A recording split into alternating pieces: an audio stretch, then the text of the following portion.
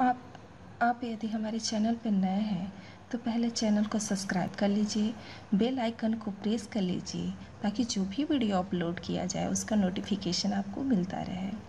अगर वीडियो अच्छा लगे तो लाइक करना मत भूलिए। आज का हमारा टॉपिक है हिंदी का साहित्य का विकास क्रम। हिंदी का साहित्य के विकास क्रम पर विचार करने से पूर्व खड़ी बोली गद्य साहित्य पर विचार करना अत्यंत आवश्यक है। अतः हम यहाँ खड़ी बोली गद्य साहित्य पर विचार करेंगे। खड़ी बोली गद्य।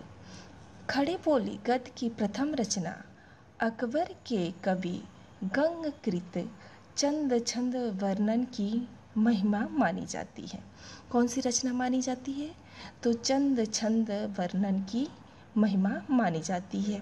किसकी रचना है? तो कवि गंग की रचना है। ध्यान दीजिए, खड़ी बोली की प्रथम रचना चंद छंद वर्णन की महिमा को मानी जाती है।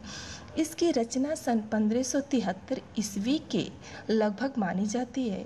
यह ब्रज भाषा मिश्रित खड़ी बोली की रचना है। यहाँ यह प्रश्न बन सकता है कि खड़ी बोली की प्रथम रचना चंद छंद वर्णन की महिमा में और किस भाषा का प्रयोग किया गया है? तो किस भाषा का प्रयोग किया है? ब्रज भाषा का प्रयोग किया गया है या ब्रज भाषा का मिश्रण किया गया है। मुगल बादशाह जहांगीर के शासनकाल में जटमल ने गोरा बादल की कथा की रचना सन 1623 ईस्वी में की। जटमल ने गोरा बादल की कथा की रचना कब की थी? 1623 ईस्वी में की थी, जिसे खड़ी बोली गद्य की प्रथम प्रामाणिक रचना माना जाता है। दोनों में अंतर क्या है? ध्यान दीजिए। अगर प्रश्न बने प्रथम प्रामाणिक रचना, हिंदी की प्रथम प्रामाणिक रचना कौन सा है? तो गोरा बादल की कथा। खड़ी बोली हिंदी की, खड़ी बोली गद्य की या खड़ी बोली हिंदी की प्रथम प्रामाणिक रचना तो गोरा बादल की कथा, जटमल रचित गोरा बादल की कथा को माना जाता है। खड़ी बोली की प्रथम रचना जब पूछे तो चंद छंद वर्णन की महिमा को माना जाता है। सन 1718 ईस्वी में राम प्रसाद निरंजनीकृत भाषा योग विशिष्ट खड़ी बोली गद्य की प्रथम विस्तृत रचना है। अगर प्रश्न बने कि पहले तो सीधे ये प्रश्न बनता है कि भाषा योग विशिष्ट किसकी रचना है? भाषा योग विशिष्ट किसकी रचना है? तो राम प्रसाद निरंजनी जी की रचना है। और ये किस प्रकार की रचना है? तो खड़ी बोली गद्य की प्रथम विस्तृत रचना है। कैसी रचना है? विस्तृत रचना है। ये भी प्रश्न बनता है कि राम प्रसाद निरंजनी किस प्रकार के लेखक हैं? तो राम प्रसाद निरंजनी एक प्रथम प्रौढ़ लेखक माने जाते हैं। आचार्य रामचंद्र शुक्ल के अनुसार सन 1826 ईस्वी में हिंदी की प्रथम पत्रिका का संपादन किया गया था। जो प्रथम पत्रिका थी यह एक साप्ताहिक पत्रिका थी जिसके संपादक पंडित जुगल किशोर शुक्ल थे। ध्यान दीजिए, संपादक पंडित जुगल किशोर शुक्ल थे। पंडित जुगल किशोर शुक्ल थे। अब ये भी प्रश्न बनता है कि पत्रिका का क्या नाम था? तो उस पत्रिका का नाम था उदंत मारतंड। पत्रिका का क्या नाम था? उदंत मारतंड।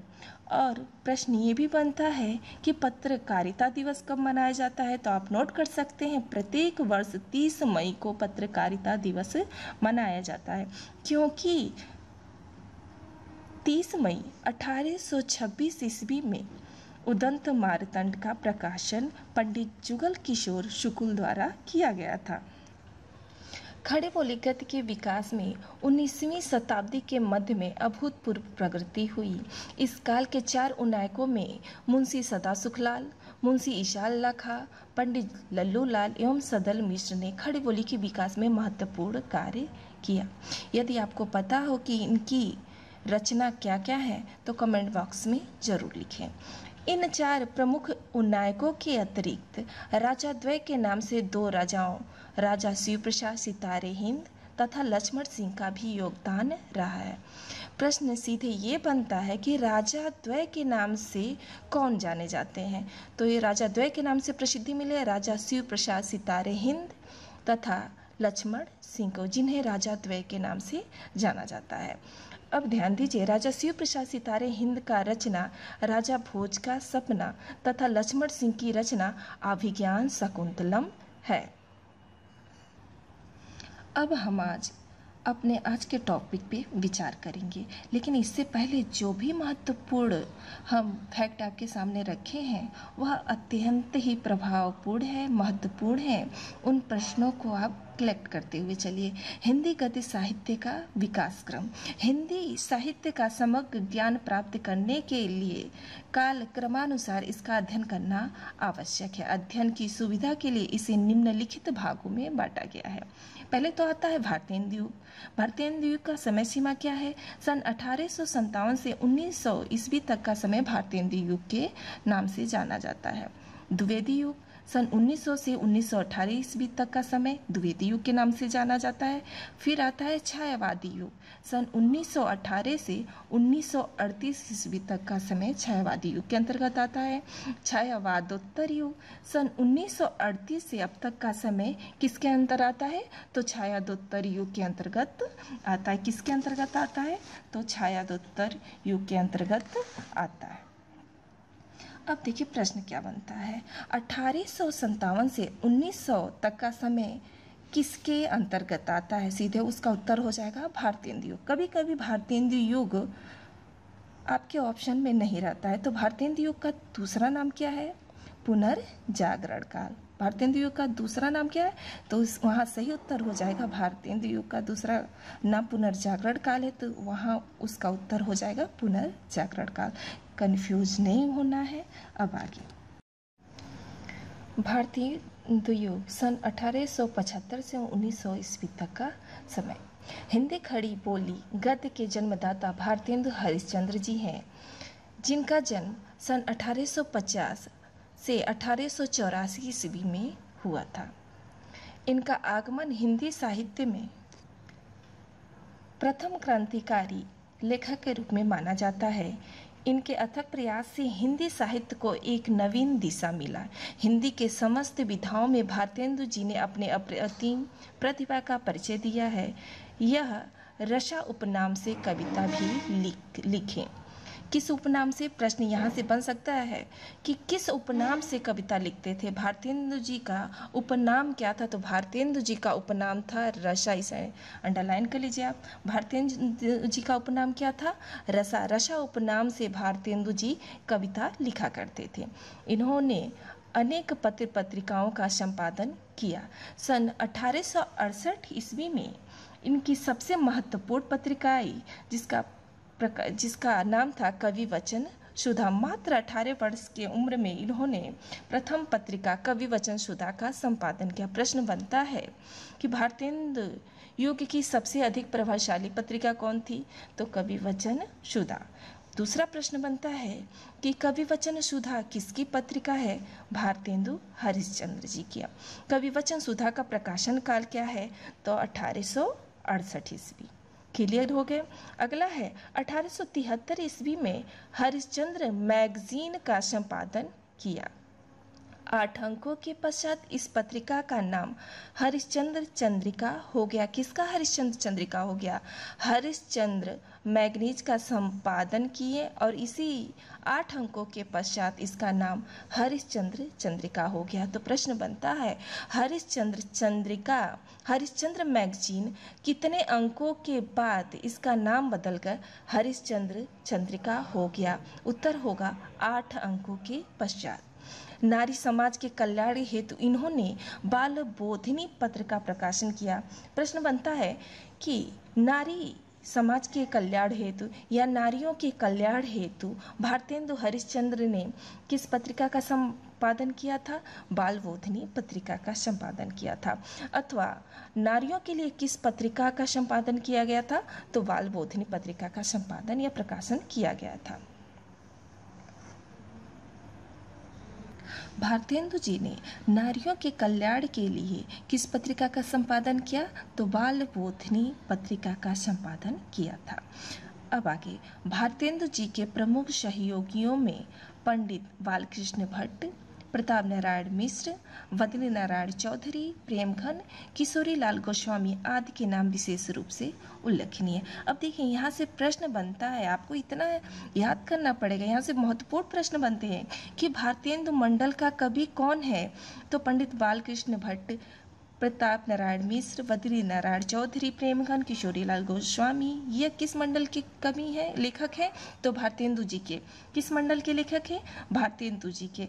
ये भी प्रश्न बनता है कि निम्नलिखित में से कौन से नहीं है। तो ये याद रहेगा तभी तो उसे छाट पाएंगे आप कि निम्नलिखित में से कौन से नहीं है। इस युग के प्रमुख पत्र पत्रिकाओं पर विचार करेंगे। इस युग के प्रमुख पत्र पत्रिकाओं से सबसे अधिक प्रश्न बनते हैं। संपादक पत्रिकाएं: पंडित बालकृष्ण भट्ट, हिंदी प्रदीप। पंडित प्रताप नारायण मिश्र का पत्रिका क्या नाम था? ब्राह्मण। बद्री नारायण चौधरी प्रेमघन की पत्रिका का क्या नाम था? आनंद कादम्बनी। सीधे प्रश्न बनते हैं, हिंदी प्रदीप किसकी पत्रिका है? तो हिंदी प्रदीप किसके? बालकृष्ण भट्ट जी की पत्रिका है। ब्राह्मण किसकी पत्रिका है? प्रताप नारायण मिश्र जी की पत्रिका है। आनंद कादम्बनी किसकी पत्रिका है? तो बद्री नारायण चौधरी प्रेमघन जी की पत्रिका है। इसी ब्राह्मण पत्रिका में प्रताप नारायण मिश्र जी ने कहा है, 8 मास बीते जजमान, अब तो करो दक्षिणा दान। द्विवेदी समय सीमा सन 1900 से 1918 ईस्वी। आचार्य महावीर प्रसाद द्विवेदी का जन्म सन 1864 से 1938 ईस्वी तक इनका जीवन क्रम रहा। के साहित्यिक योगदान के कारण 20वीं शताब्दी के प्रथम चरण का नामकरण इन्हीं के नाम पे द्विवेदी युग पड़ा। प्रश्न बनता है कि द्विवेदी युग का नामकरण किसके नाम पर किया गया है? तो द्विवेदी युग का नामकरण आचार्य महावीर प्रसाद द्विवेदी के नाम पर हुआ है। सन 1903 ईस्वी में सरस्वती का संपादन करके हिंदी साहित्य के विकास में इन्होंने क्रांतिकारी स्वरूप उपस्थित किया। द्विवेदी युग साहित्य के सर्वांगीण विकास का काल माना जाता है। समालोचक चंद्रधर शर्मा गुलेरी की महत्वपूर्ण पत्रिका है। हम यहाँ द्विवेदी युग के महत्वपूर्ण पत्रिकाओं का अध्ययन करेंगे। मर्यादा कृष्णकांत मालवीय जी का है। सुदर्शन देवकीनंदन खत्री, अभ्युदय मदन मोहन मालवीय। हिंदी की अनवरत सेवा के लिए बाबू श्याम सुंदर दास ने काशी नागरी प्रचारणी सभा की स्थापना की। प्रश्न बनता है कि काशी नागरी प्रचारणी सभा की स्थापना किसने किया था? तो बाबू श्याम सुंदर दास जी ने किया था। कब किया था? 16 जुलाई 1893 ईस्वी में हिंदी के प्रचार और शोध के लिए इस संस्था का स्थापना किया गया था। अब प्रश्न, कुछ महत्वपूर्ण प्रश्न है जिसे आप नोट करते हुए चलिए। प्रश्न है कि सरस्वती पत्रिका के प्रथम संपादक कौन थे? सरस्वती पत्रिका के प्रथम संपादक बाबू श्याम सुंदर दास थे। 1903 ईस्वी में सरस्वती के संपादक का कार्यभार संभाला था आचार्य महावीर प्रसाद द्विवेदी, लेकिन सन 1900 में बाबू श्याम सुंदर दास ने 1902 तक कार्यभार संभाला। क्लियर हो गया? यदि प्रथम संपादक पूछे तो उसका उत्तर होगा बाबू श्याम सुंदर दास। अगर पूछे सरस्वती के संपादक थे तो उसका उत्तर होगा महावीर प्रसाद द्विवेदी। अगर द्वितीय भी पूछे तभी उसका उत्तर होगा महावीर प्रसाद द्विवेदी। आपको यह डाउट क्लियर हो गया होगा। अब आगे, शुक्ल युग, जिसे छायावादी युग भी कहा जाता है, सन 1918 से 1938 ईस्वी का समय हिंदी साहित्य में विविधता का काल माना जाता है। छायावाद में रहस्यवाद और लाक्षणिकता का जन्म हुआ था। किस युग में? तो छायावादी युग में, अथवा हम कह सकते हैं शुक्ल युग में। इस युग के स्तंभ लेखकों में छायावाद के स्तंभ किसे कहा जाता है? तो छायावाद के इस स्तंभ है प्रसाद पंत, निराला और महादेवी वर्मा। तो स्तंभ है जयशंकर प्रसाद, जिसे प्रसाद जी भी कहते हैं, सुमित्रा नंदन पंत, जिसे पंत कहते हैं, सूर्यकांत त्रिपाठी निराला, जिसके निराला उपनाम से प्रसिद्ध है, और महादेवी वर्मा जी का नाम आता है। छायादोत्तर युग, सन 1938 ईस्वी से अब तक का समय जो है वह छायांदोत्तर युग के अंतर्गत आता है। इस युग में सर्वाधिक गतिविधियों पर रचना किया गया, इसलिए इस युग को तीव्र परिवर्तन का काल माना जाता है। इस युग का साहित्यिक मार्क्सवाद से प्रभावित हुआ। इस युग के प्रतिनिधि साहित्यकारों में डॉक्टर धर्मवीर भारती, शिव प्रसाद सिंह, डॉक्टर विद्यानिवास मिश्र, जयप्रकाश भारती आदि के नाम उल्लेखनीय। अब गद्य की विधा क्या होती है? जितनी भी रचनाएं हुई, चाहे नाटक हो, उपन्यास हो, निबंध हो, कहानी हो, संपूर्ण गद्य के विधा के अंतर्गत आता है। तो सर्वाधिक गद्य विधाओं की रचना का काल कौन सा है? तो यही छायांदोत्तर युग है, जिसका समय सीमा क्या है? सन 1938 ईस्वी से अब तक। आज का वीडियो में बहुत ही महत्वपूर्ण है बेटा, इसलिए इस वीडियो के 1 से 2 बार जरूर देखिएगा। अब महत्वपूर्ण प्रश्न। यह वीडियो इतना महत्वपूर्ण है कि 4 से 5 नंबर के प्रश्न ऐसे ही कवर कर लेगा, इसलिए इस वीडियो को जहां तक हो सके 1 से 2 से 3 बार देखें। महत्वपूर्ण प्रश्न आज का है, नोट करते चलिए। खड़ी बोली गद्य की प्रथम प्रमाणित रचना क्या है? दूसरा प्रश्न है, हिंदी की प्रथम साप्ताहिक पत्रिका का क्या नाम है? आज का तीसरा प्रश्न है, राजा भोज का सपना किसका रचना है? चौथा प्रश्न, कवि वचन सुधा का प्रकाशन वर्ष क्या है? पांचवा, हिंदी प्रदीप व ब्राह्मण किसकी पत्रिका है? सरस्वती पत्रिका के प्रथम संपादक का क्या नाम है? ध्यान दीजिए, मैं प्रथम संपादक, प्रश्न में मैं प्रथम संपादक पूछ रही हूँ। काशी नागरी प्रचारणी पत्रिका के संपादक का क्या नाम था? आज बस इतना ही बेटा। अगर वीडियो अच्छा लगे तो लाइक करना मत भूलें। कल फिर उपस्थित होंगी एक नए वीडियो के साथ, तब तक के लिए धन्यवाद।